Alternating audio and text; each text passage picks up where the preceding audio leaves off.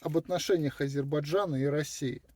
Я вам сейчас поставлю один отрывочек из азербайджанского телевидения, и это стоит посмотреть абсолютно всем, и киргизам, и таджикам, и казахам, и всем бывшим советским республикам, потому что там говорят правду, хотя россияне не хотят это знать, и любые конфликты типа Карабаха, Абхазии, Приднестровья — это все очаги напряжения, которое поджигает сама Москва для того, чтобы влиять на эти регионы при помощи вот этого рычага управления.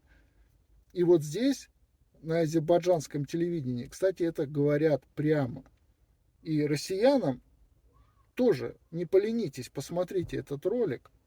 O cümlədən də Rusiyanın nə olub, cənab Putin?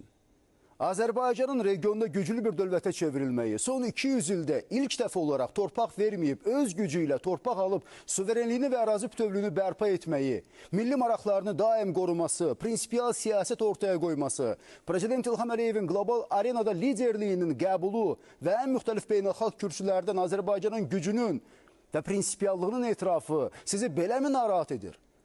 Başa düşürük. Siz axı öyrəşmisiniz böyük Rusiyanın zorla öz ərazisinə daxil etdiyi xalqlar üzərində hökmranlığına. İstər Çar Rusiyası dövründə olsun, istərsə də ittifaq dönəmində ali irq Rus xalqı idi. Azərbaycanlılar, Özbəklər, Qazaxlar, Qırğızlar, Türkmənlər və digər millətlərin nümayəndələri isə hər zaman ikinci dərəcəli xalq kimi qəbul olunub. Və bugün hər ki imperiya tarixin zibilliyinə atılsa da düşüncə dəyişməyib, əninə davam edir.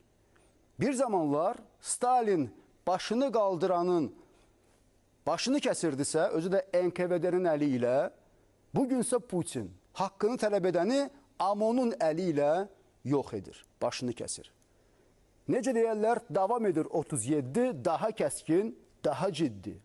Amma görəsən rəsmi Kreml və konkret Rusiya prezidenti Vladimir Putin anlayır mı ki, artıq 37-ci il deyil, 2025-ci ildir və bir zamanlar ittifaqın tərkibində olan dövlətlər də 30 ildən çoxdur ki, müstəqildilər.